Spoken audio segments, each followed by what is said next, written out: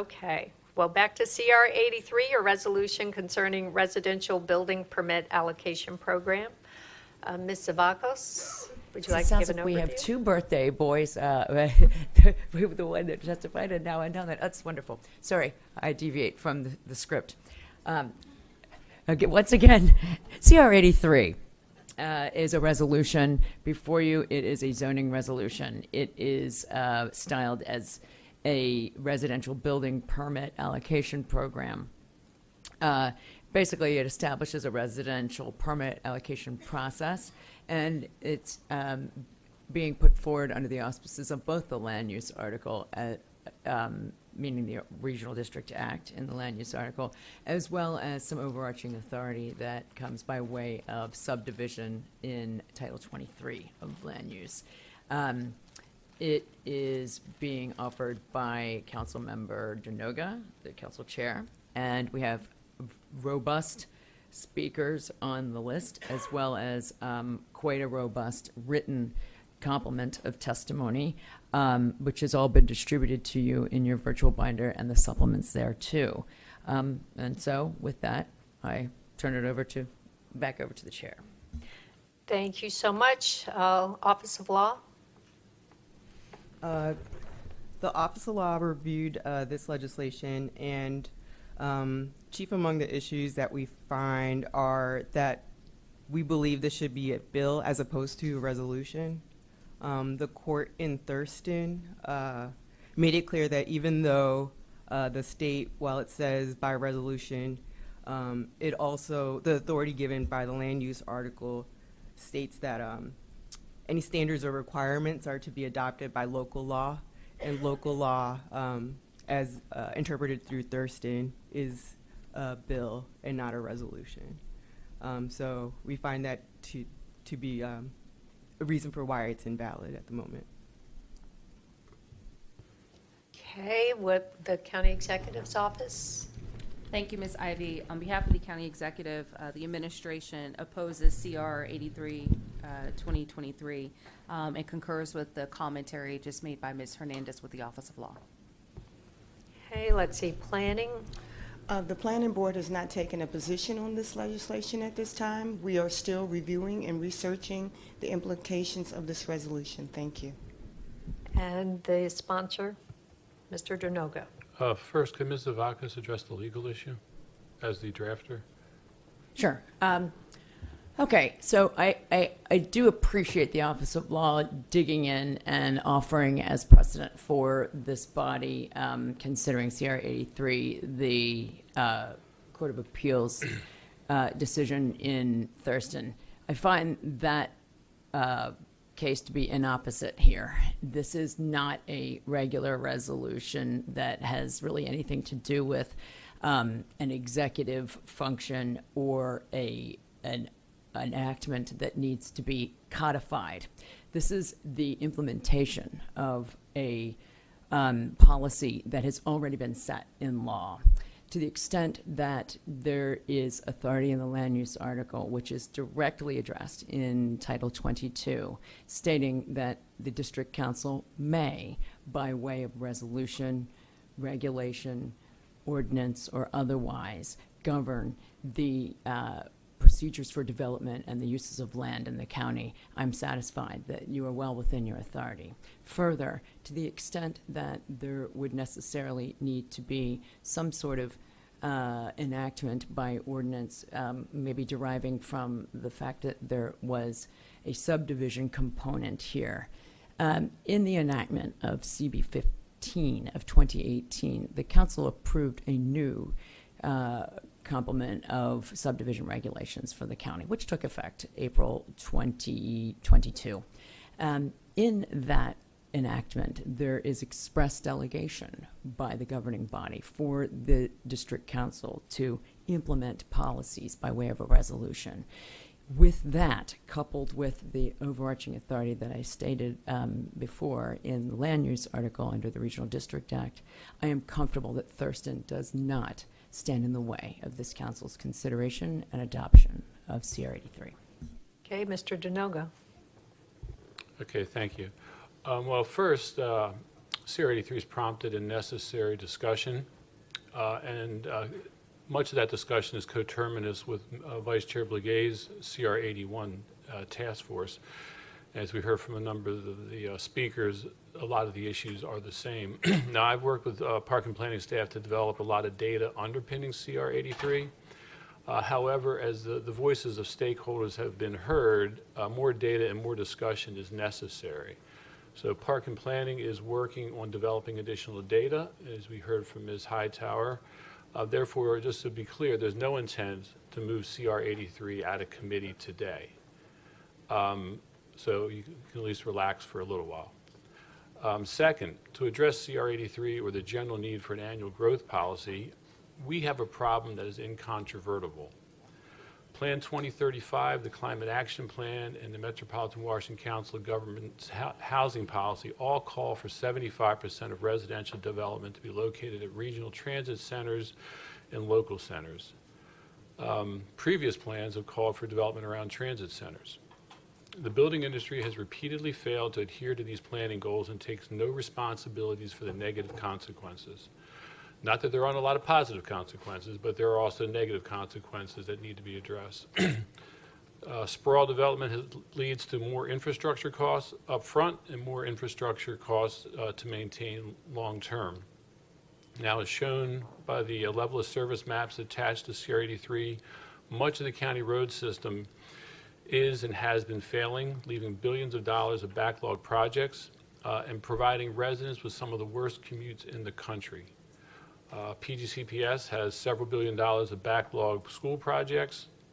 If you read the CIP for the county, of the 32 fire and EMS projects for new or major renovations of stations, 28 of the 32 have no funding for the next 6 years. I've been trying to get a fire station built since the day I got elected in 2002. It's still not getting built. Police staffing is down, and far-flung development is stretching an already undersized staff.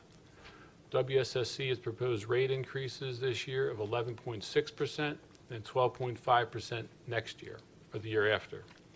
WSSC has decades of backlog maintenance projects. As some of the speakers mentioned earlier, the county property tax rate and the county income tax rate are the highest of any county in the state. In 2015, in recognition of this, the county tried to raise property taxes by over 15%, prompting a huge public outcry. And in 2020, this council tried to repeal the homestead property tax credit, which also led to a huge public outcry. The county has almost exceeded its 8% debt service limit and is projected to exceed it in FY26 or 27. And the county has long led the state in the loss of forest land due to sprawl development. So again, the problem is incontrovertible, and county residents demand better infrastructure, but without an increase in the very high tax rates that we don't see anywhere else. So I've asked the building industry for their solution.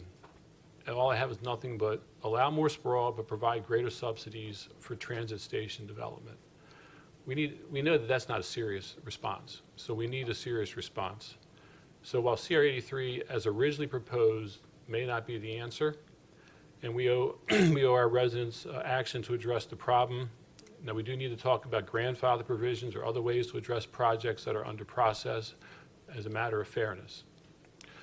But for now, we need to discuss how to develop a workable annual growth policy, but business as usual is a disservice to the public.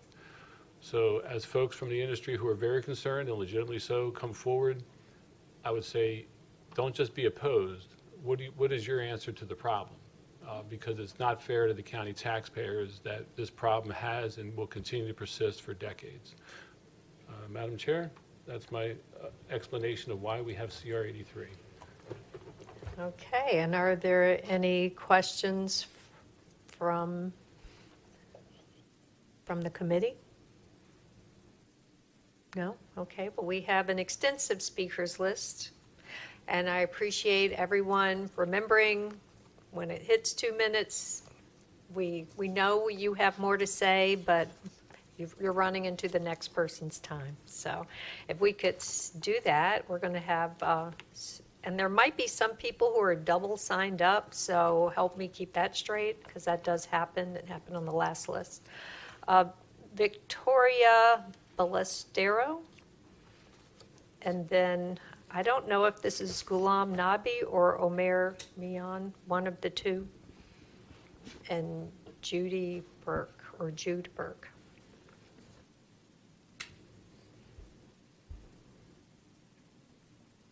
Is this on? Oh, perfect.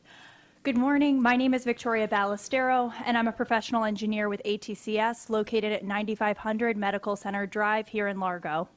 I'm here today in opposition of CR 83 as it will further exacerbate housing attainability and affordability in Prince George's County. 5 years ago, ATCS hired me to open their Prince George's County office to provide civil engineering services for private sector, residential, commercial, mixed-use, industrial, and institutional clients. In March of this year, I signed a new lease at my office space to expand our office footprint. While we serve clients in surrounding counties, the lion's share of our work is here in Prince George's. As a business leader in the county, I wanted to live here. From March 2020 until June 2020, I looked at 76 houses in person in the county. I was a first-time home buyer looking to move to a single-family attached or detached home. My husband and I made offers on houses in Mount Rainier, Brentwood, Upper Marlboro, and University Park. We were outbid by $30,000 to over $100,000 on the 4 offers we made, and ultimately we continued to rent a house because we could not afford to purchase in Prince George's County. Since December 12, 2022, when the council introduced 6 bills related to zoning and subdivision, shockwaves have rippled through the development community. The uncertainty is palpable. This year, I've fielded nearly weekly questions and concerns from clients, builders, and developers who are investing in the county and who are building desperately needed housing supply and infrastructure. They're concerned that the legislation that is being proposed will affect their project's ability to move forward. In addition to representing ATCS and consulting engineers, I'm here as the Vice Chair of the Prince George's County chapter of the Maryland Building Industry Association. We submit that Prince George's and other local governments should be considering incentivization, and we look forward to working together to do so. Thank you. Ghulam Nabi or Omer Mian, I don't know which one. Good morning. This is Omer Mian. I represent Alliance Contracting Group, which is a minority-owned business. Alliance Contracting Group provides construction-related services and labor support to home builders across the greater Washington, D.C. area, more specifically PG County. We have been working in PG County for the last 20 years, working with companies like D.R. Horton in supporting their home building activities. Today I'm here to express my deepest concern for this proposed resolution. We feel that this resolution is going to negatively impact the local economy, our suppliers that we use to buy raw material to be able to service our customers, the home builders, which happen to be, our customers, and small minority-owned businesses like ours, who rely on these builders to be able to maintain jobs and headcount. I believe that if I take their forecast into account, over the next several years, we're going to be looking at losing 23,000 man-hours, and these are direct man-hours as a result of the council putting a cap on the number of building permits. So for a small company like Alliance, 23,000 man-hours translates to about $700,000 in payroll, which are your direct labor payroll costs. If you add other overheads, you're looking at an additional $300,000 in lost payroll. So, this is a very serious concern of ours, and I would strongly urge you to reconsider this proposal. Thank you for your time. Thank you, Jude Burke, and then Andrew Roud.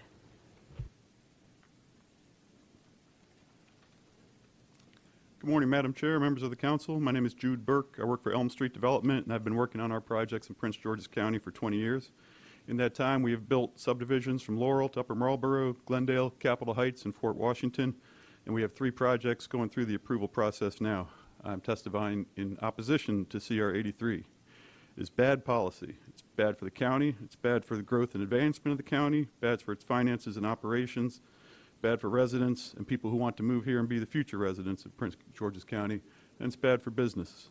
Remember 2008 and 9 and 10 when the Great Recession meant people couldn't afford to buy houses, so there were unfinished neighborhoods all over the county, all over the country. We couldn't sell houses, so we couldn't pay back the lenders, couldn't finish the roads and stormwater management, HOA amenities. Banks were foreclosing on subdivisions. The county was defaulting permits, calling bonds, and had to step in to complete the work. CR 83 is saying, let's do that again.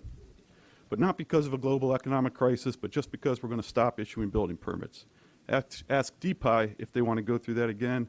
Ask a bank if they're going to lend money where they might not get paid back, or they got to wait 10 or 12 or 15 years to get paid back instead of the 3 or 4 or 5 that was in the plan.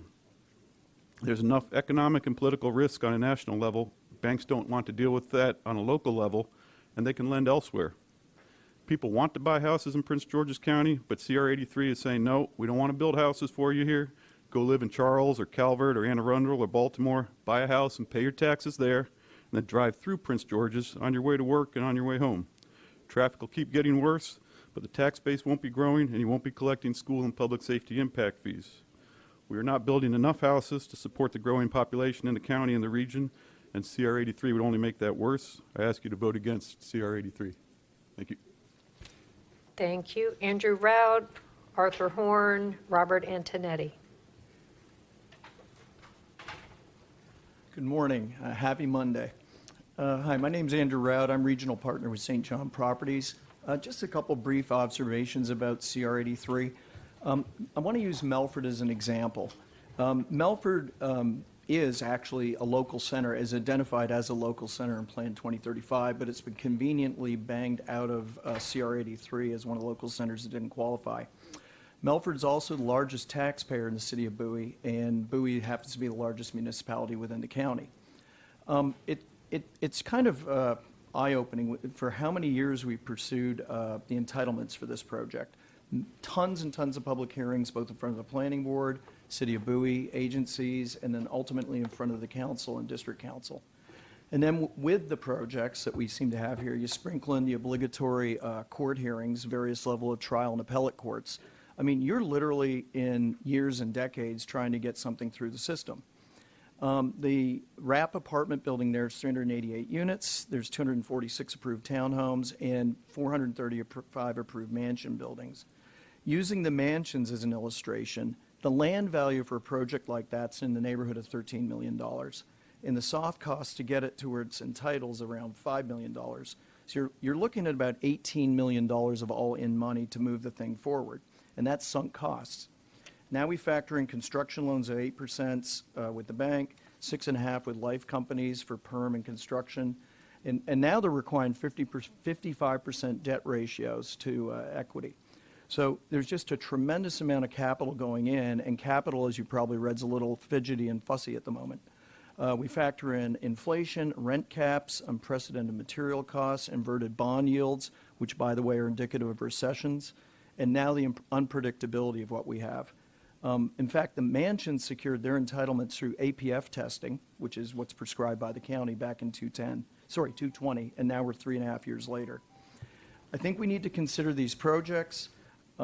It's sort of a situation where we are doing Mr. fire, Roud. ready, aim, not ready, aim, fire. We're doing the studies. We should do the studies before the legislation. Okay. Thank you. Thank you. Arthur Horn, Robert Antonetti, Mary Ann Dillon. Good morning, Madam Chair, members of the committee. For the record, Arthur Horn, the law office of Shipley and Horn in Largo, Maryland, here to oppose CR 83 in its current form. There are at least a half a dozen big development projects and priorities, areas 1 and 2, that this was impact. I wanted to concur with the testimony here that Mr. Rao has just given. I was going to speak to some of the projects, particularly the project at St. John's at Belford, but he has covered that. I just wanted to try, maybe if I can respond quickly to Chairman Denoga's point about solution.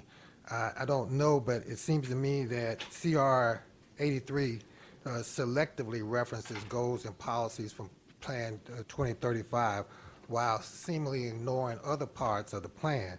The general plan is a high-level planning document which attempts to prioritize and sets different priorities for the county through the approval of future master plans and sector plans. So specifically, the implementation chapter in the general plan clearly states that all planning documents which were duly adopted and approved prior to the date of the adoption of Plan 2035 shall remain in full force and effect the designation of tiers, corridors, and centers until such time the plans are revised or superseded by subsequent adopted and approved plans. So the implementation chapter in the plan recognizes that Plan 2035 is intended to be implemented over many years through the adoption of small area sector plans, master plans, and other development plans and studies, as well as through zoning via sectional map amendments. Master plan and sector plan amendments currently happen to be moving at a glacial pace, even though the state law requires the plans be looked at and updated every 6 years. So many county master plans are between 10 and 25 years old. So a typical master plan can take 2 to 5 years to process. So for that reason, if we were to look at it as a whole, we would see that we can probably address this properly through the master plan and sector plan process. And by the way, Mr. Antonetti is not able to attend. Thank you. Okay. I'll note that. Thank you. Mary Ann Dillon, and then Matt Tedesco, Nate Foreman. Thank you so much, Chair and members of the committee. I'm Mary Ann Dillon. I'm the Executive Director of Housing Initiative Partnership, known as HIP, and we're a nonprofit green developer and housing counseling agency based right here in Prince George's County. We sent a letter last week, which I know that some of you have read. We are neutral on this law, but we have some suggestions and some concerns about it as currently proposed. The first thing is that we don't believe that there should be any cap on development inside the Beltway. These are areas that have been already designated for revitalization. We should be doing everything we can to encourage development inside the Beltway, so no caps inside the Beltway. The second thing that I mentioned in my letter was something called communities of opportunity. The state of Maryland designates certain census tracts in the state as communities of opportunity where the incomes are higher, opportunities to jobs and health care are higher, and these census tracts get priority funding. They get a 30% increase in the amount of equity that goes into them, and really they're the only census tracts that become economically feasible for us to develop affordable housing. When you look at the map of Prince George's County, virtually all of the communities of opportunity are outside of the Beltway. So that's where we would be looking for opportunities to go forward in the interest of fair housing and dispersing a mix of incomes throughout the county. We would urge you to exempt affordable housing. And finally, I just want to mention about the costs of getting to the planning board and getting to a building permit. It's fashionable to trash greedy developers, but this greedy developer spent $1.5 million to get our building permit on our current senior housing project in Clinton, which would not be approved if this law was passed today. That's real money, that's real risk that developers are taking, and I think that should be taken into consideration. Thank you very much. Thank you so much. Matt Tedesco. Good morning, Madam Chair, members of the council. For the record, Matthew Tedesco with the law firm of McNamee Hosey here in Greenbelt, Prince George's County. I represent a number of national, regional, local builders, developers, and property owners. I stand before you opposed to CR 83 2023 or any legislative efforts that attempt or seek to impose caps on residential building permits and or the number of dwelling units that can be built in the county. In the spirit of responding to Chairman Denoga's request, I would align myself with Mr. Horn's comments with respect to what can we do to further implement the general plan. The short answer is to implement more master plans and sector plans as recommended in the implementation section of the general plan. Because I only have very short time left, I had 6 points I wanted to make. The fiscal impact of CR 83, the fact that it further exacerbates the current housing crisis and costs of housing in the county, the lack of grandfathering related to projects that have passed and satisfied all APF tests, the negative impacts that it has on existing county residents, the disproportionate treatment of property within certain local centers, and the lack of any guidance or clear understanding on how such a punitive and restrictive permit allocation process will even be administered in the county. Hitting on the fiscal impact first, there has been no fiscal impact analysis. Hundreds of millions of dollars of permit fee surcharges will be lost, with no indication by this council of how such revenue will be recouped or replaced without raising property taxes. It exacerbates the housing crisis. It's a simple supply and demand, as you've heard testimony here today. The lack of grandfathering is clear. The negative impacts on existing homeowners has also been testified to here today. You will have existing homeowners and constituents of yours living in unfinished construction sites. Amenities and roads that are required as part of each development will not be completed. Madam Chair, I'll conclude there. Thank you. You get extra points for stopping. Thank you. You know I didn't want to, but thank you. Nate Foreman, Norman Rivera, and Philippa Johnston. Good morning, Madam Chair, members of the committee. Nate Foreman I'm the chair of the Prince George's County chapter of the mail and building industry. I do want to begin by congratulating Councilmember Oriata on her new constituent, although I do think that it's a little unprofessional that she's favoring one constituent over the rest of her district today, but we'll let that pass. Like the speakers before me, I do want to say that the building industry is opposed to any building permit allocation program.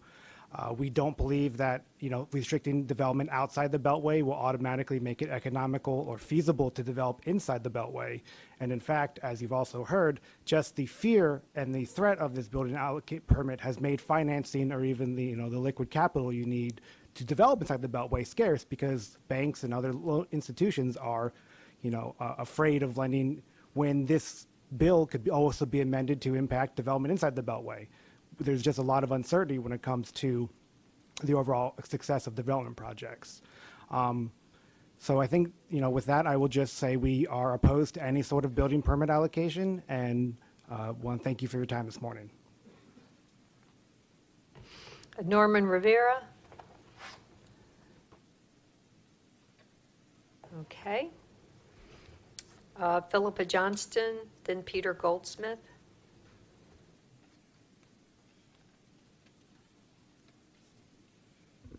Good morning again. My name is Philippa Johnston, and I'm here representing Cameron Grove Community Association. First of all, change is rough. Change is tough. But we have to talk about change. We support the concept of this resolution. We view the resolution as a reference point to start a conversation as to how this goal can be met. It's an opportunity to move the issue forward, to start this conversation and continue to communicate about the issue until some resolution can be found that is in the best interest of Prince Georgians, meets the requirements of the 2035 plan, but does not unduly compromise those who want to build in the county.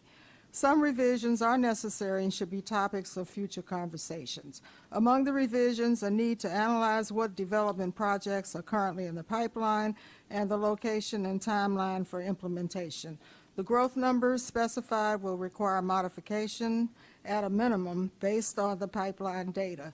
Modifications are necessary to address grandfathering of previously approved projects and whether it makes sense to have a cap at all on building inside the Beltway.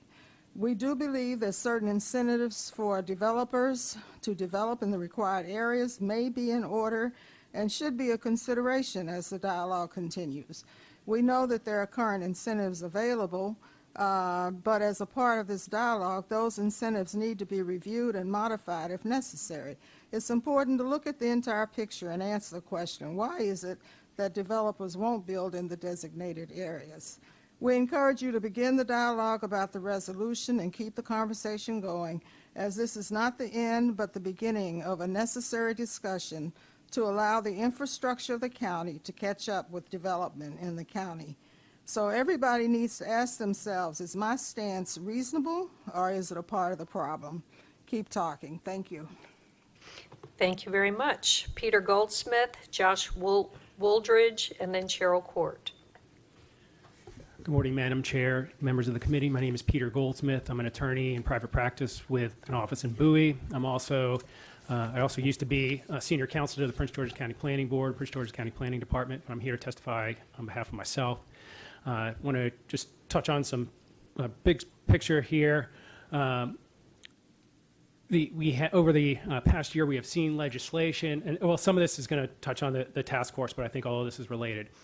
We have seen over the past year legislation that is attempting to direct development to local and regional transit centers. However, the general plan doesn't define the boundaries of where those planned centers are. As Mr. Horn had said, a purpose of the general plan is to guide the publication of more focused master plans. And it is in master plans where we find the boundaries of where these local centers are defined. And in some case, and since in the past 9 years, we've only had a handful of master plans published. And so what that means is that a lot of these town centers are defined by master plans that in some cases are over 15 years old. In other cases, some of these local town centers have yet to be developed yet. They don't even exist. If you go to PG Atlas and click on the Plan 2035 tab, you'll see that there are circles there that are a mile in diameter, and the boundaries arbitrarily go through properties and buildings. And so what I think it's that the task force should focus on reviewing whether we have used the tools that we already have in place, such as the sectional map, the master plan process and the sectional map amendment process, which are public processes that involve all stakeholders. Thank you very much. Thank you, Josh Wooldridge, Cheryl Court. Dear council members, I'm Josh Wooldridge, and I lead the multifamily development and construction activities for the NRP Group, a top 5 national multifamily developer, builder, and one of the most respected affordable housing development firms in the country. We vehemently oppose Bill CR 83. We've nearly completed 1,260 units within walking distance of 4 different metro stations in Prince George's County: Largo, Greenbelt, Hyattsville Crossing, and New Carrollton. For those projects alone, we brought $25 million in impact fees, property taxes, permit fees, and transfer and recordation taxes. That's over $25,000 per unit in direct compensation to the county. We don't produce school-age kids. I have the data to back that up. And we always build within walking distance of transit, major employers, retail, and half of our residents are still working from home. We reject the notion that the housing industry at large does not pay its fair share. We already pay Prince George's County significantly more to build here than any other jurisdiction in the DC region. I'll take my testimony in a different direction. If a bill like this were to pass, I think the most serious ramifications would be that our industrial property and naturally occurring affordable housing inside the Beltway, particularly in districts 2, 3, 5, 6, and 7, would immediately face unimaginable pressure to develop from national for-sale housing providers, which would undoubtedly be townhome typologies. This would lead to rapid, unrestrained gentrification and controversial displacement of longtime low-income residents. These expensive fee-simple townhomes will be purchased by cash buyers who are simply looking to take advantage of the close proximity to the District of Columbia. And if we're being honest, these units aren't going to be purchased by the previous apartment residents or BIPOC residents. Council members who support this bill will forever bear that responsibility. Thanks for your time today. Cheryl Court, and then Elise Prod. Thank you, Chair Ivy and members of the committee. My name is Cheryl Court with the Coalition for Smarter Growth. We're the nonprofit promoting walkable, inclusive, and transit-oriented communities and the land use and transportation policies needed to make those communities flourish. We've submitted more detailed comments, so I'll just go over some highlights. First, we agree with the broad goals intended in this legislation to guide growth to mixed use, medium and high density development in regional transit districts and local centers and inside the Beltway, and to generally limit growth outside the Beltway. We believe we can do this while meeting our housing production goals to make housing more available and affordable and connected to services. To achieve the smart growth and housing, these smart growth and housing goals, we need land use policies and infrastructure investments to lower barriers and costs and incentivize private investment to build more homes that are connected to existing services, transit, employment centers, and other essential destinations. We have a couple of specific recommendations related to this resolution. First, we should address future approvals and the ongoing extensions rather than building permits to curtail growth in the wrong places. Second, we ask that we exempt inside the Beltway centers and actually inside the Beltway within reach of existing transit and existing services. If we are concerned about zoning being too high or too low, let's revisit that as a part of making these communities thrive. We also ask that all affordable housing projects that are covenanted subsidized be exempt, and to focus incentives starting with the CIP, which should be completely reconsidered to support growth in priority centers and maintenance of older communities where we need more reinvestment. And lastly, we wanted to ask to revisit the use of vehicle level service. It's a problematic measure, and to go to a vehicle miles traveled approach instead. Thank you. Thank you. Elise Prodi, Dwayne Mingo, Irma Osorio.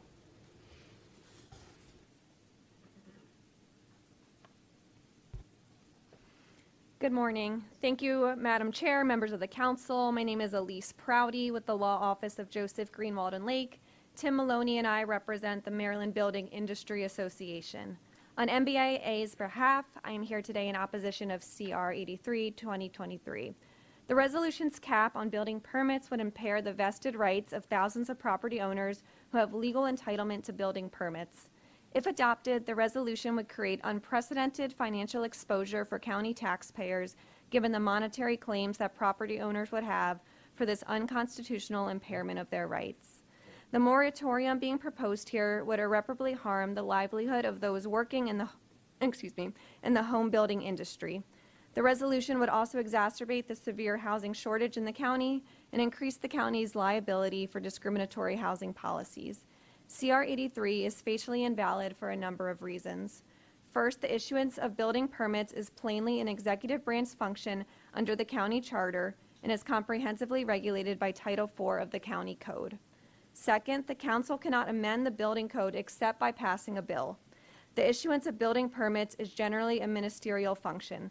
The council cannot legislate by resolution in an effort to avoid an executive veto or right of referendum.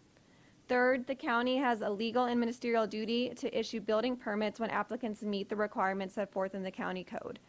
Fourth, the authority the council is relying on does not support the validity of CR 83 as stated in the letter that we submitted last week in more detail.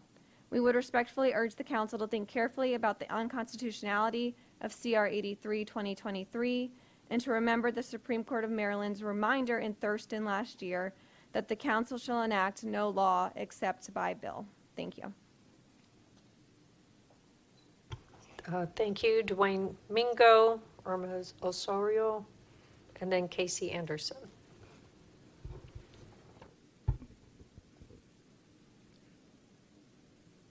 Good morning, Chair Ivy, Vice Chair Olson, and members of the Planning, Housing, and Economic Development Committee. For the record, my name is Dwayne Mingo, and I'm the Director of Government Affairs for the Prince George's County Association of Realtors. Representing 4,000 members, and I wish to inform you of our opposition to CR 83. We are in the midst of a housing crisis. According to Freddie Mac and the National Association of Realtors, Maryland is facing a housing shortage of over 120,000 homes. That's a 50% increase from 2020 when the shortage was at 82,000 homes. If we continue and carry that through the current trend, by 2026, Maryland's housing shortage will approach nearly 200,000 homes. PG Carr believes CR 83 will have a profound impact on future housing production and poses several concerns regarding development within the county. Again, we have a housing shortage in the D.C. metropolitan area, not to mention a severe housing shortage. In a survey conducted by American Strategies for the Maryland Realtors 2023 survey of Maryland voters, 76% of survey respondents indicated that the cost to buy a home is too high, and 44% said there were too few homes available to buy, both up significantly since 2020. The lack of inventory to meet the demand for Prince George's County homes remains a concern. While other jurisdictions have taken steps to eliminate restrictive zoning policies, we need to rethink housing and rethink policies to encourage growth here in the county. The association supports policies that encourage housing opportunities, economic development, and necessary education and transportation infrastructure while protecting the quality of life that makes Prince George's County a desirable place to live. See, my time is closing out, so I'll bring this to an end. Just want to conclude by indicating, as expressed, that the association is in opposition to CR 83. Let's continue to keep Prince George's County open for home ownership. Thank you. Irma Osorio, then Casey Anderson, and Jana Parker. Good morning to all. My name is Irma Lorena Osorio. I am representing JL City Concrete, Inc. Our company has over 15 years of experience in concrete foundation and flat work. We have become a well-known concrete company in the area due to our excellent quality service we provide and strong relations with different builders. As someone who has spent nearly their entire life in Prince George's County, I understand that my family had a difficult time throughout the years looking for a home. I often hear of difficulties of buying a home in this area, as well from friends and other family members, and I believe that building more homes is one solution to this problem. If you can please reconsider this cap on permitting for the building of residential homes. I want to be involved in making sure that this area grows, as I do have an attachment to Prince George's County and as a company to help develop more homes for the future families. As a concrete company, it is difficult to find much work in the area. Our workers often must drive to different destinations such as La Plata, Mechanicsville, Frederick, and even other states such as Pennsylvania and Virginia. The commute can sometimes take up to 2 hours. If we were to have more work in this area, this would help our workers to be able to get home to their families early and safely. If this area enforces a cap on builders to create new homes, it will prevent growth as well as affordable housing. People will not be incentivized to look for homes here, and that will affect the investment in this county. That is something that will hurt the area and decrease the ability to attract jobs. I ask again to please avoid a cap on the number of permits so that we can continue to see growth in this area and strive to move forward. Thank you for your time. Thank you. Casey Anderson, Jana Parker. For the record, my name is Casey Anderson with Rogers Consulting. Our offices are at 1101 Mercantile Lane, just down the road, and my birthday is coming up on Sunday. I want to direct your attention to analysis that the Council of Governments has done in establishing regional housing targets. Between now and 2030, COG forecasts that the region needs 250,000 more housing units. Prince George's County has never adopted an official target representing its share of that total, but it does have about 17% of COG's population. So if you do the math, I think, and you can check me on this because I got a C+ in Algebra 2, that's as far as I got, I think you'll find that's about 6,000 units a year for Prince George's County. So the questions that are posed by the sponsor are fair about what the contribution to development both inside and outside the Beltway is to infrastructure. But housing is also a form of infrastructure, even though it's provided by the private sector instead of provided as public service operated by the Department of Public Works and Transportation or Washington Suburban Sanitary Commission. Nonetheless, place to live is an important piece of infrastructure, and it also supports jobs. So we believe that it's an equally fair question to ask what the County Council's plan is to meet those COG housing targets to produce the jobs that Prince George's needs to attract the kind of public and private investment, not only to pay for infrastructure, but to support economic development, amenities, and the quality of life that Prince George's County residents deserve. Thanks very much. Thank you, and happy birthday in advance. Jana Parker, and then Fred Tutman.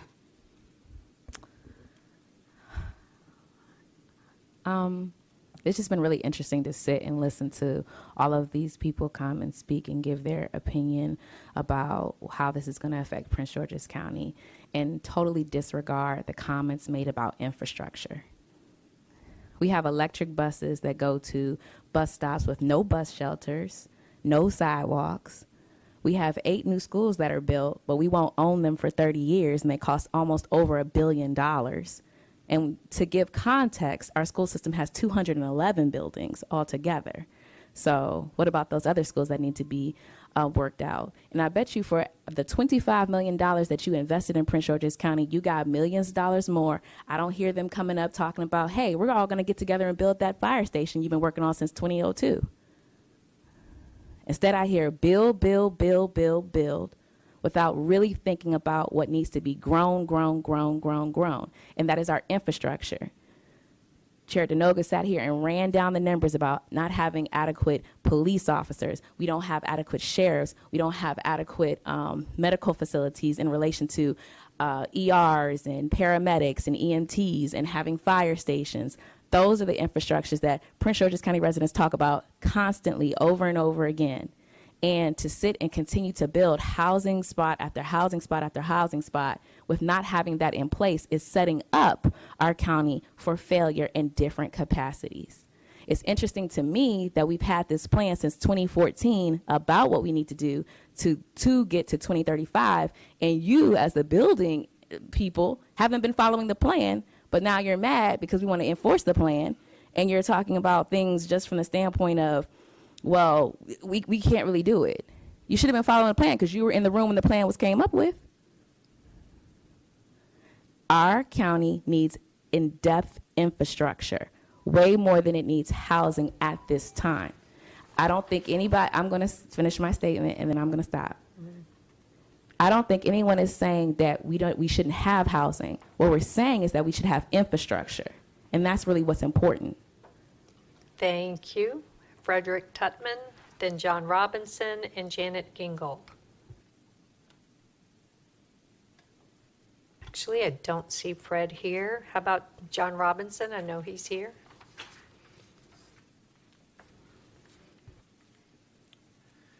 Yes, my name is John Robinson. I've lived in the county since 1976. I've been involved in development issues since I moved here. Like Ms. Parker, I noticed that the people opposing this legislation have been talking about growth. I'm a biologist, specialized in population biology, and one of the little quips that's been put out is that infinite growth is the philosophy of a cancer cell. And the noted economist Kenneth Boulding pointed out that anybody who believes in the growth of anything physical in a finite environment is either mad or an economist. And basically what I've noticed over the years that I've lived here is that the development community has been strip mining Prince George's County for their profits, which is understandable. Businesses are here to generate profits. But I would suggest that what the county needs to do is broaden its business base and not be subsidizing the development industry on the backs of taxpayers who end up picking up the tab for all of the infrastructure that needs to be repaired, in addition to all the new infrastructure that willy-nilly rampant development is creating around the county. So I strongly support CR 83, and I believe that we need to look at the facts, and I've submitted extensive written testimony, and I will simply refer you to Figure 2, which shows the increase in density in 7 adjacent counties in Maryland, and it points out that Prince George's and Montgomery County are leading. Yes. Thank you so much, Mr. Robinson. Janet Gingold, and then we're going to get to some people. I don't know if I've already heard from them all because some of them, some of these have already been heard from, but go ahead, I'll figure it out. Good morning. My name is Janet Gingold. I'm speaking today on behalf of the Prince George's County Sierra Club. The Sierra Club supports CR 83 in 2023 with some suggestions for improvement. We recognize the need for more housing for our growing population. However, land use decisions recently have resulted in sprawl development not consistent with Plan 2035 goals. Without a significant change in where and how we build housing, we will continue to lose protective forests and green spaces and perpetuate our dependence on cars, making it more difficult to achieve necessary greenhouse gas reductions and to protect our people from excess heat and extreme precipitation. Smart growth is vital for Little Ezra and other residents of Prince George's County for the future. CR 83 2023 is a great step towards smarter growth. In alignment with recommendations from COG, the building permit allocation program will focus more growth on urban transit centers while protecting our remaining open space from continued sprawl. One concern is that based on COG report from 2019, the number of permits might fall short of growing demand, leading to higher housing prices and continued exodus of residents to neighboring counties. During 2020 and through 2023, development in Priority 1 area was not nearly as robust as the COG report indicates would be required. We recommend that the Council consider raising the number of permits available in the Priority Area 1. Also, CR 83 2023 should more clearly specify the time frame for aligning public services with residential growth in urban centers. Housing development in urban centers should proceed even as strategies to increase public services are put into action. So the Sierra Club asks the committee to consider strengthening CR 83, but do it. Thank you. Stephen Ness, Ikem Nwolisi, Zachary Albert, and Tom Haller are coming up next. Thank you, Chair Ivey and members of the committee. My name is Steve Ness. I am actually a resident of the county, have been for a long time, active in the community. I live in Hyattsville. My business is in Riverdale.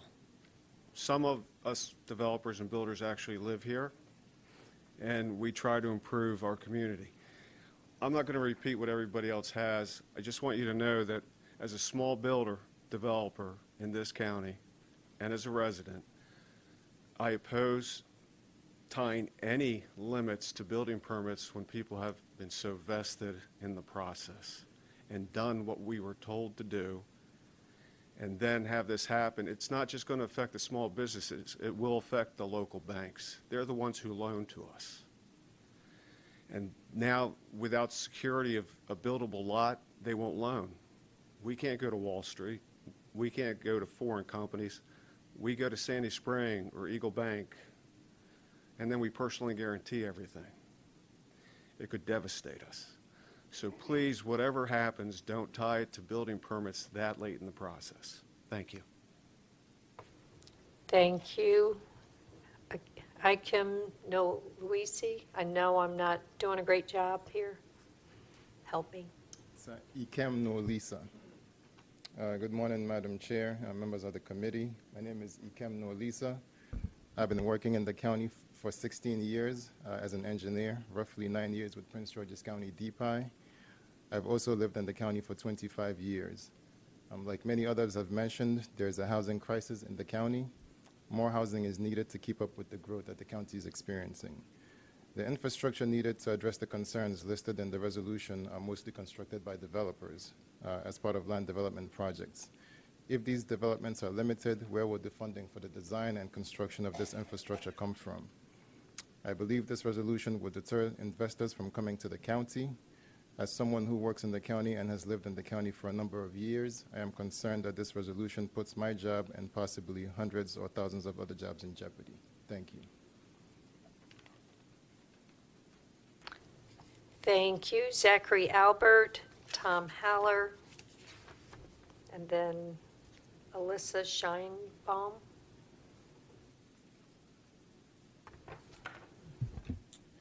Hello and good afternoon now, council members.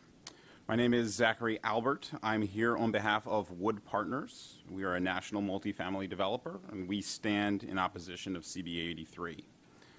We have been active We've been an active developer in the county for over 10 years, bringing thousands of apartment homes and associated impact fees to the county, with total costs exceeding $500 million over that period of time.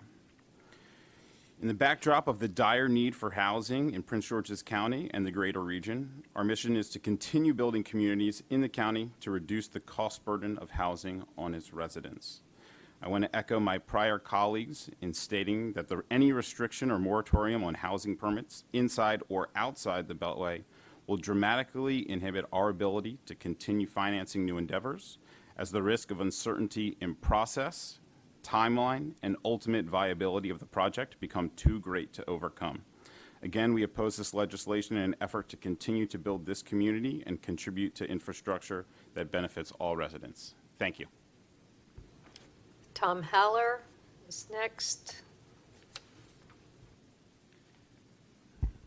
Good morning, Madam Chair, members of the committee. Thomas Haller, an attorney with offices at Gibbs and Haller, located here in Largo. We represent many clients who have projects along the broad spectrum of what this bill would impact, and I speak today in opposition to CR 83. I understand that CR 83 talks about trying to implement the goals of Plan 2035, specifically the goal of having 75% of our residential development occur in transit centers in certain priority areas. But I do think that it's important to put that into perspective, because the fact of the matter is that stopping builders and developers in mid-development who have invested in projects outside the Beltway will have the exact opposite effect, because it will dry up investment in all of Prince George's County, not just outside the Beltway. But I think when you look at Plan 2035, there are a couple of things to keep in mind.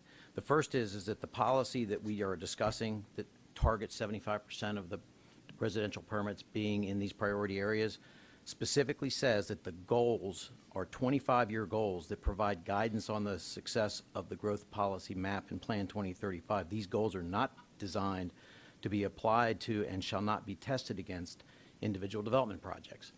The other thing that is in Plan 2035, one of the biggest initiatives in Plan 2035 was to adopt and implement a new zoning ordinance. That occurred last year. So we are 1 year into a new zoning ordinance, and to suggest that we should have achieved that goal, a 25-year goal, within 1 year is just not reasonable. And another thing that I would like to point out is that one of the biggest drivers of potential growth inside the Beltway is the Purple Line. And the Purple Line has been stalled and will probably not open until 2026 through no fault of anybody in this room.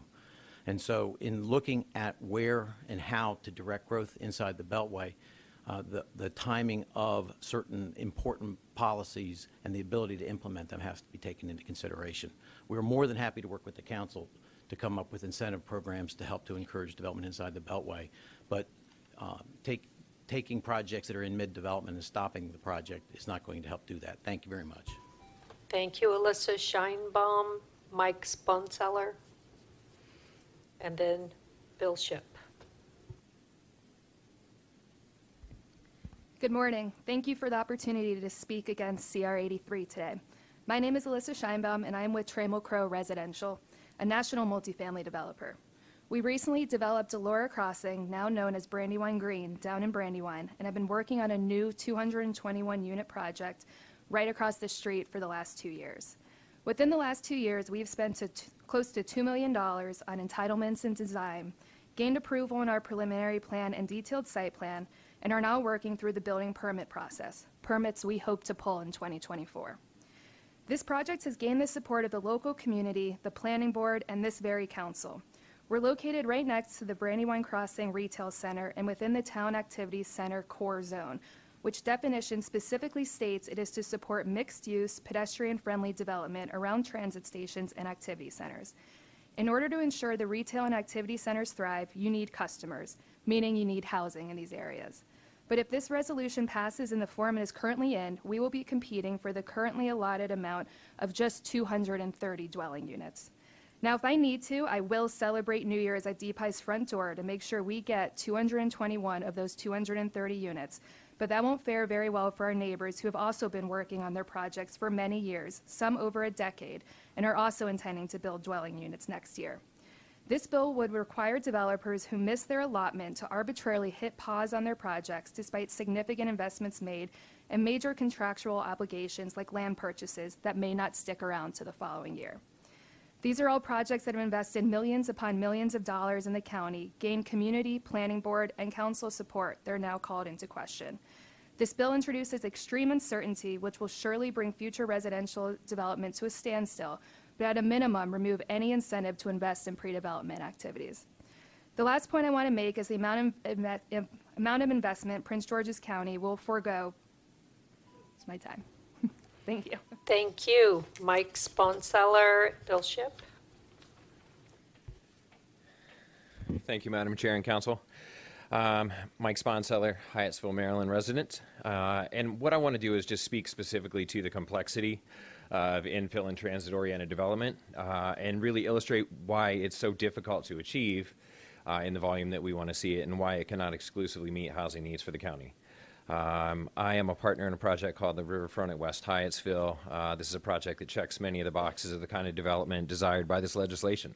It is industrial redevelopment, metro and bike path adjacent, and it's a mixed-use project of apartments, townhouses, a medical office building, and substantial park improvements.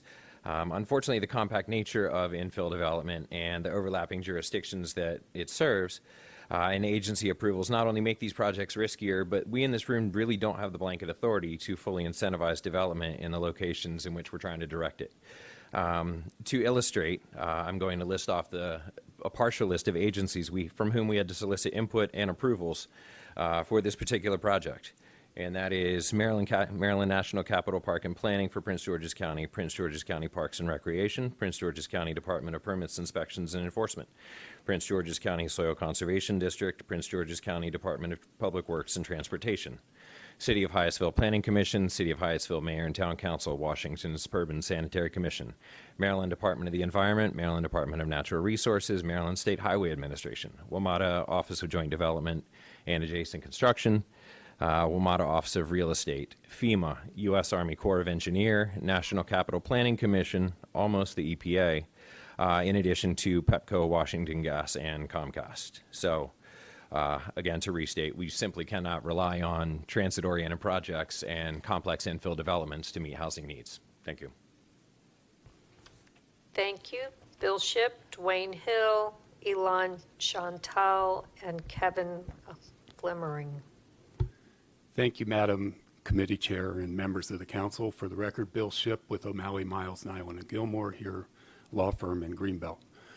I don't want to repeat the things that everybody else has already said. I do want to recognize the very important comments that have been made both by the private sector representatives and the community representatives. And I want to thank the chairman of the council for his comments at the outset, which I think exhibit an appreciation of the fact that this is a complicated issue and deserves dialogue. And real dialogue comes in the form of people from all realms of the stakeholder group getting together and talking about issues, including what hasn't worked with 2035 and what has worked, because there has been a lot that has worked. And I just hope that we have a chance to further discuss this very important issue. And I thank Chairman Dernoga for his comments at the outset. Thank you. Dwayne Hill. And then Elon Chantal.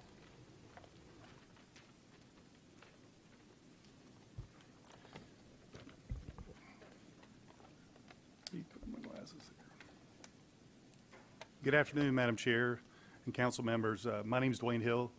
I work for D.R. Horton. I oversee all of our land and home building operations in Maryland, including Prince George's County. We strongly oppose CR 83.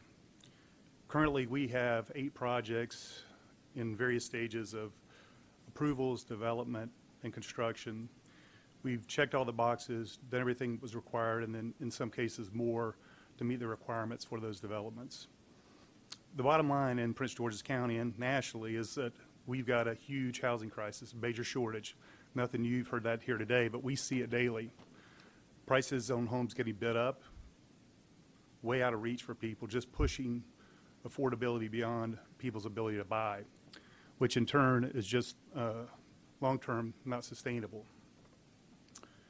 Impact to our trades. So this proposal limiting building permits would have a significant impact on our home building operation and our people. But the trades that we employ,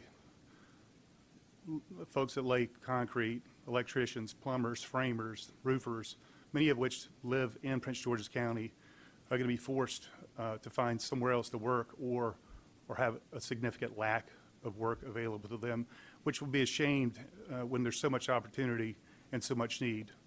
We strongly hope that you'll reconsider this proposal and the consequences associated with it. Thank you. Thank you. Elon Chantel and then Kevin Flimmering. Good morning. Thank you very much for allowing me to speak today. So I'm here with Eastern Concrete Foundation. We've been in business in Prince George's County since... And if you wouldn't mind stating your name again, because Yes. I'm not sure I said it correctly. You did. You got it perfect. I was impressed. Elon Chantel with Eastern Concrete Foundation. We're a multi-generational family business. We've been working in Prince George's County since 1967. I haven't been there since 1967, but you get the idea. So we've seen a lot of changes, a lot of growth in Prince George's County. Some of our family lives in Montgomery County, but we make the commute out here every single day. We see a lot of positive changes in the county with the development. I understand that a lot of people want to see the, things in place before things are built, like, bus stops and transit and that sort of thing. And it would be nice. It's like a futuristic place to live where everything is built and perfect. However, we're doing a lot of redevelopment like we speak about inside of the Beltway. And a lot of people also want to live outside the Beltway, especially since the pandemic. We see a lot of people who can work from home, who prefer to live in areas such as Brandywine, Clinton, outside of the Beltway. And I believe that that trend is going to continue for the foreseeable future. So putting a cap on permits and that sort of thing outside of the Beltway, inside of the Beltway, anywhere is going to be not advantageous to the county. It's not going to bring in the additional businesses. Businesses aren't going to come because there's a cap on things. They're going to come because there's unlimited potential. And I appreciate the opportunity to speak, and I thank you very much. Have a good day. Thank you. Kevin Flimmering. And then Millie Hall.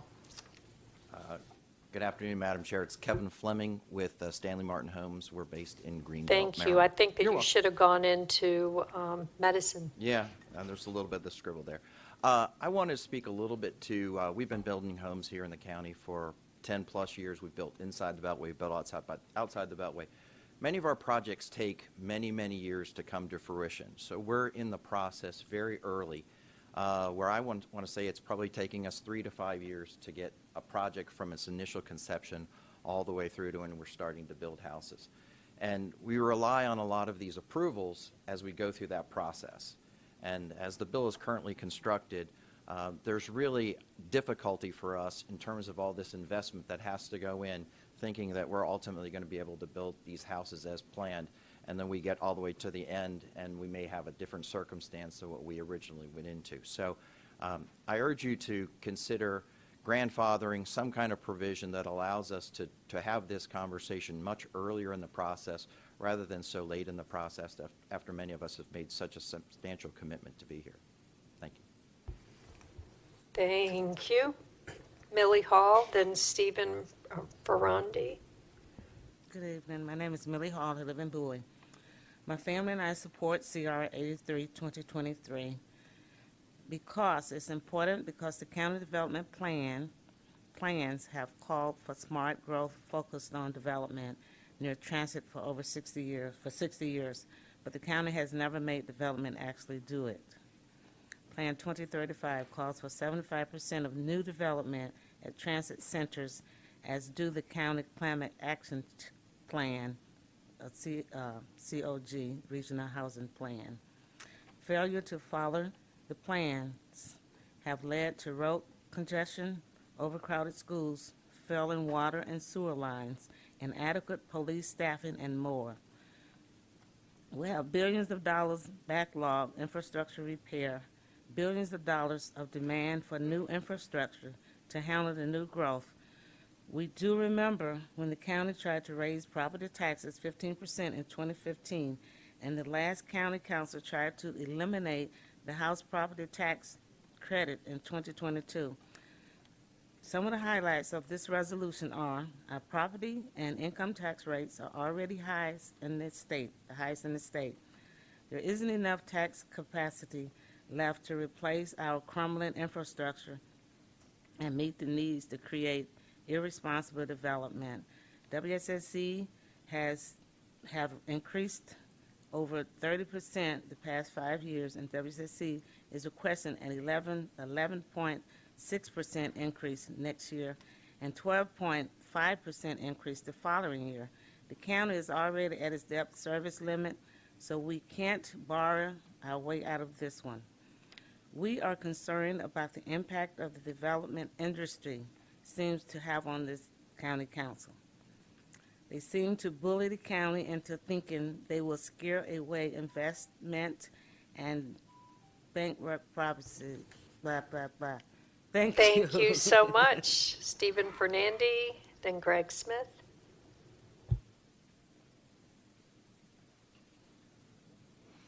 Good afternoon, Council. My name is Stephen Ferrandi, and I'm the president of Maryland Land Advisors. I represent landowners and lenders in matters regarding development. I'm here to address the issue raised via CR 83, to which I'm opposed. Newton's third law teaches us that for every action, there's an equal and opposite reaction. What I don't believe the county sees is that the investment in capital is attracted to areas with the least amount of friction. To many, Prince George's County has a reputation as a challenging county to do business, which in turn has kept investment out of the county, which has limited development, both residential and retail. When I'm attempting to attract out-of-state lenders for a $70 million apartment project or a $30 million subdivision, the reputation of the county, as well as that of the borrower, weighs heavily on whether they'll make that loan. To many lenders and investors, Prince George's County already has a reputation as a no-fly zone, a place where they simply don't do business because it's viewed as a county with a negative and uncertain attitude towards development. Prince George's County, viewed to many, is quickly becoming anti-development. Limiting building permits only sets this idea in concrete. Once a lender, an investor, or an insurance company has this belief, it's very difficult to convince them ever to come back into your county and invest in the future, even in areas where you want development. As a global investor explained to me once, there are 3,142 counties in America, and every one of them wants what I have, money for their development. I can place my firm's money here or there. It really doesn't make that much difference to me. So I go to the place where money is welcomed warmly and the government makes development easy. The county has a housing crisis, and it needs to adopt a pro-growth attitude should you wish to continue to be growth in a responsible manner. Right now, counties such as Cecil, Calvert, Washington, Charles, and St. Mary's are vying for the very same investment dollars as Prince George's County. Thank you. Thank you. Greg Smith, then Alex Villegas. Good afternoon, Madam Chair and committee members. You got my name exactly right. Thank you very much. I know it's a tough one. What I just heard is because other counties around us are inviting sprawl, we should do the same. That doesn't make any sense to me. I held up before an exhibit, a study done by Montgomery County, early aughts, around 2002.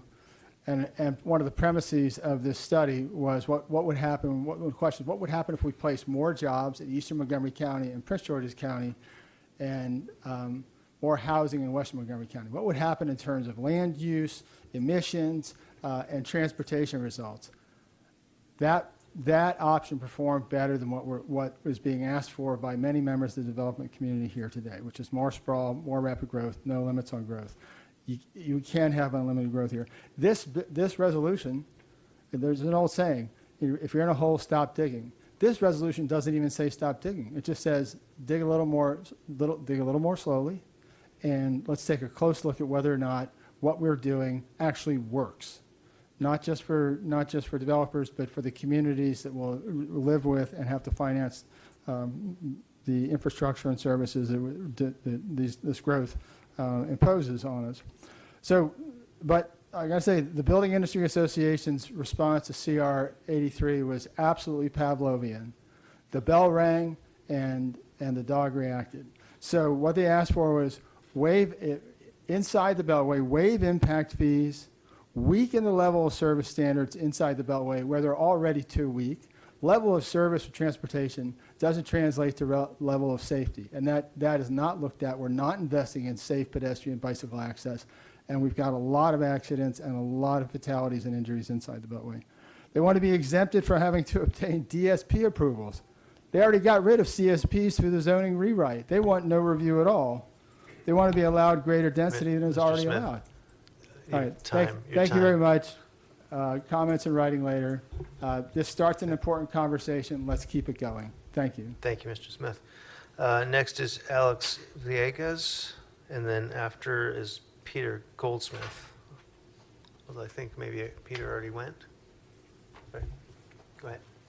Good afternoon. My name is Alex Villegas with Rogers Consulting, a company with deep roots in Prince George's County. Today, I stand before you to express my strong opposition to CR 83. I speak on behalf of not only my company and its employees, but also our valued clients.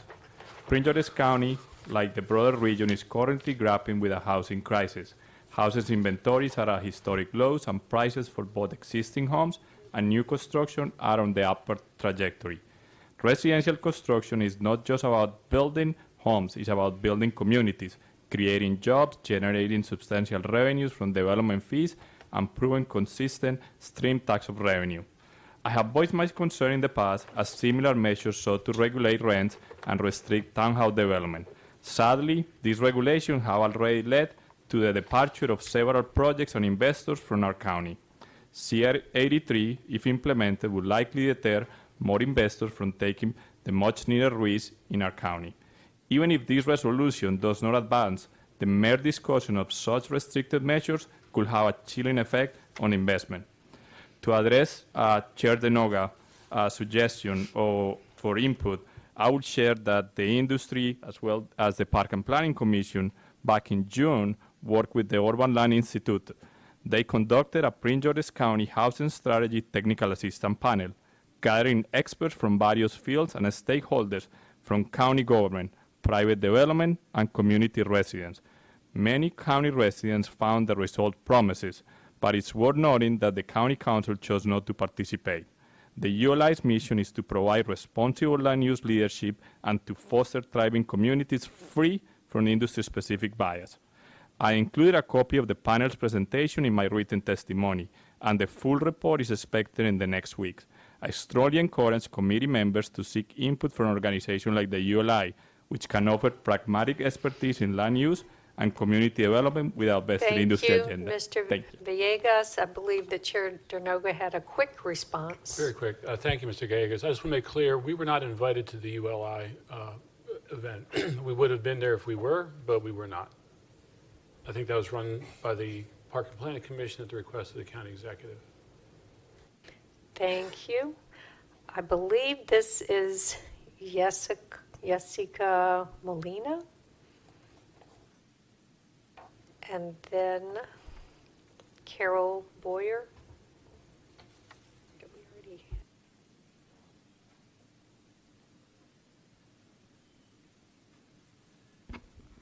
Good afternoon. My name is Jessica Molina, Director of Case Management, Information, and Love Charities. I am here today to express my strong opposition to the CR 83. The county is currently facing a housing crisis. This measure could have severe consequences for our community. As many as you know, Mission and Love Charities is dedicated to serving homeless and low-income families and individuals in our community. In the past 3-4 years, we have witnessed a dramatic increase in the number of people seeking our assistance. Many of these individuals are struggling with housing insecurities, threats of eviction, so they come to us, they call to us almost every day asking for assistance to pay their rent and secure deposit. The reality is that our county is in dire need of more housing options rather than contemplating measures that could make quality housing even scarcer. We urge you to focus on strategies to increase the availability of housing that can accommodate the jobs and quality of life that Prince George's County needs. I believe that our community deserves a stable and vibrant housing market for our county members. By working together, we can address the current housing crisis and ensure that everyone has access to safe and affordable housing. Let's put the well-being of our residents and the future of our county first. Thank you.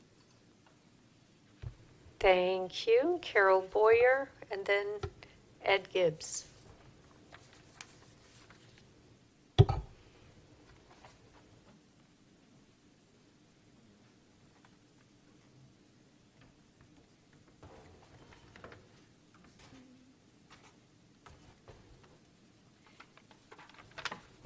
Carol Boyer.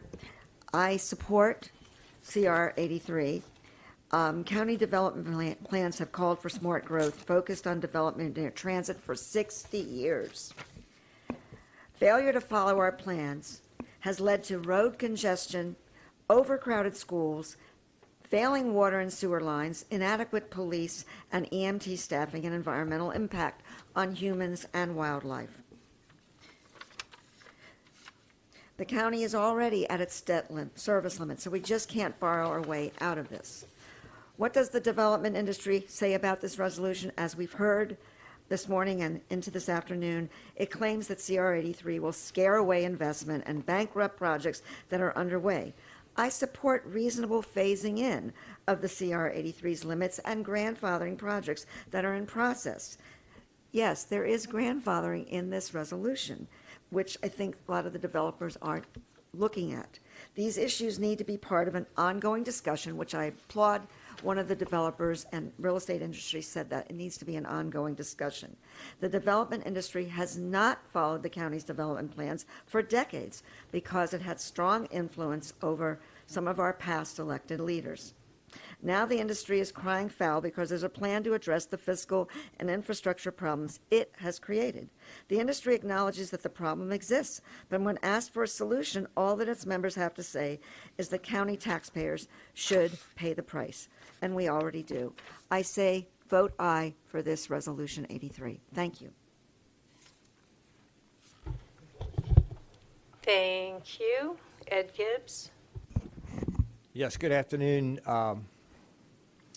Chair Ivey, members of the council. Edward Gibbs, an attorney with offices here in Largo on Caraway Court.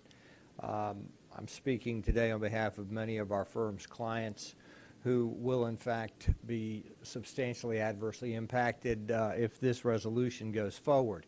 I am not going to regurgitate all of the comments which have been made previously, and I appreciate the patience of the council in sitting here and listening patiently and diligently to everything that was said, and I'm not going to repeat those.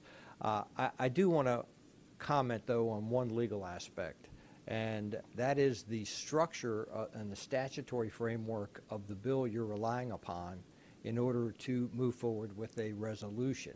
And I would say this, you know, I think the letter that Joseph Green Malden Lake filed has a lot of merit to it.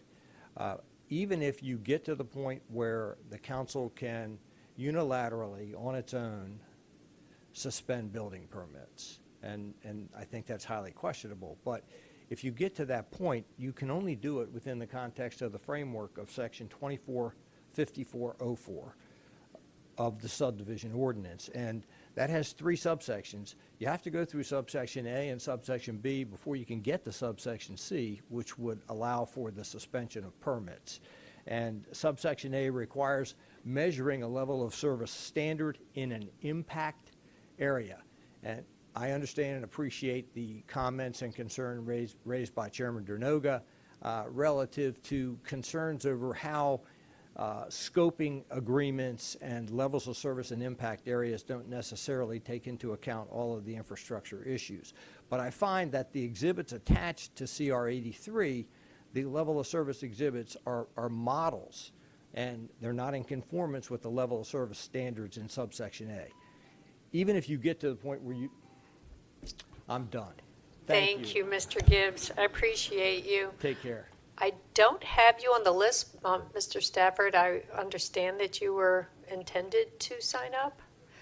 If you could speak, and then please go to the clerk and sign up. Okay, great. Thank you, members of the council. I see that the country club has been emptied today, and thought I was walking into a Jose Bank magazine when I came in here, but I'm glad to be here. So I'm Larry Stafford Jr., representing Progressive Maryland, and we're an organization that fights for the interests of everyday working class people. We support this resolution, CR 83, because it aims to control rampant sprawl development that has been absolutely overwhelming our schools, our roads, and critical infrastructure. And it's targeting 75% of our new development in the places that we say that we ultimately want to develop. I've seen a lot of hands up and people talking about support for transit-oriented development and how we need to make that our focus strategy. And then I hear a lot of folks crying foul when we say we actually want to do that and make sure that we do it. So this bill achieves what we want to do ultimately and leaves us actually taking action after 60 years, as I think Carol mentioned, where we've talked about smart growth and we've talked about laying out these plans. Well, this is actually putting our actions behind those words. This plan, you know, it aligns with our climate action plan as well. And I just have to add that some of the comments from the development industry that I've heard have just reminded me of the fossil fuel industry in some ways, who believe that they can just build and grow while like our planet and our environmental ecosystem buckles under the weight of their fantasies of infinite growth.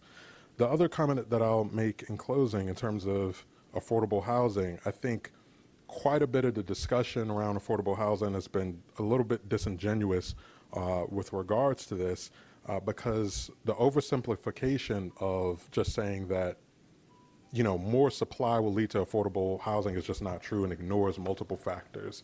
So I'm in support of this resolution. Thank you for your time. Thank you so much. A few comments from planning, perhaps, now that we've heard from, I'll call it both sides, but there are many sides to this issue. Do you have comments? No, ma'am. Not Okay. at this time. Thank you. Chad? No, I do not have anything else to add. Okay. Thank you for asking, though. We appreciate Mr. it. Berlage?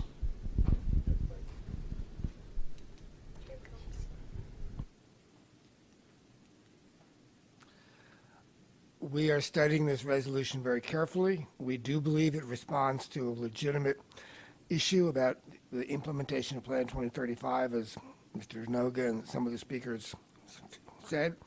But we also think it needs a lot of work. A lot of the comments about the impact on the overall business climate are legitimate comments that need to be considered as well. So it's all about striking the right balance. We stand ready to help you do that. We think probably there's a good deal of work that needs to happen to get the right balance. And that's the best I can offer for you today, if that's helpful. So what you're saying is you're not supporting passing this as is today, but you think we need to have more study on it? We think it merits further study, and the department does not have a position on the resolution at this time. We need to do more study. Okay, Mr. Denoga, I know you had more to say. I'm going to keep it brief. I want to thank everybody for coming out to speak. This is a dialogue. Just to let folks know, you might have heard this through the grapevine, but maybe not. I did have a meeting with the Maryland Builders Industry Association, as did Ms. Ivy and Mr. Olson a few weeks ago.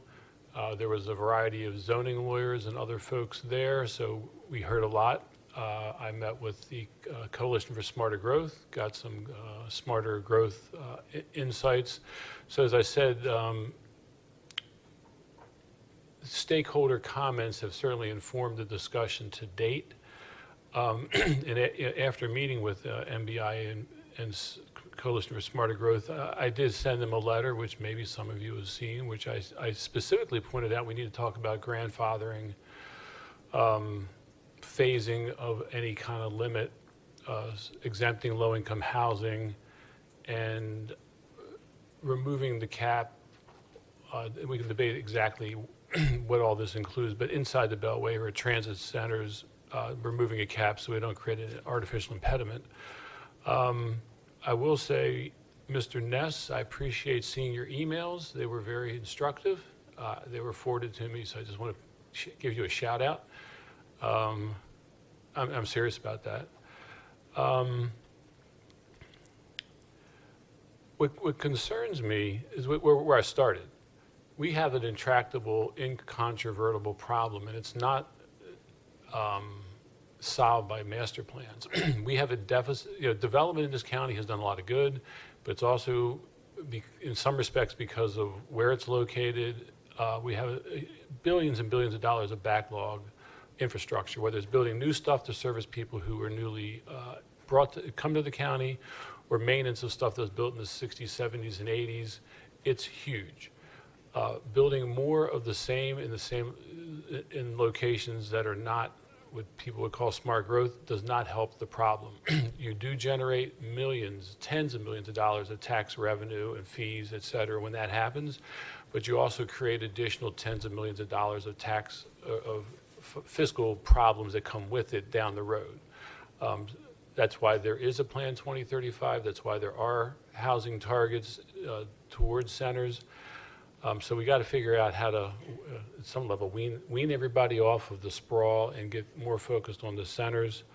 I'll just address one legal issue briefly, just a comment. As Ms. Zavakis pointed out, in terms of the constitutionality or legality of this resolution, well, let me say this, just for the record, I had nothing to do with the drafting of this Plan 2035. I was not around. I had nothing to do with the drafting of CB 15, the zoning rewrite, or actually a subdivision rewrite. Section 45074, whatever the number is, that was put there by our predecessors, by our lawyers. That bill, CB 15, was signed by the county executive, Mr. Baker. So we have a bill in place. The bill provides for a process. I got legal advice to follow that process, which is where this resolution comes from. Wrapping up, as I said, we're not going to try to move this today. What I would ask, I make a motion that we bring this resolution back up on November 2nd, the next PHED meeting, to hear from Park and Planning about some of the analysis and to have maybe a briefer discussion. I don't see that we're going to move it on that date. I think this discussion will carry into early next year or into next year. But I would like to make a motion that we get Park and Planning's input on November 2nd. Second.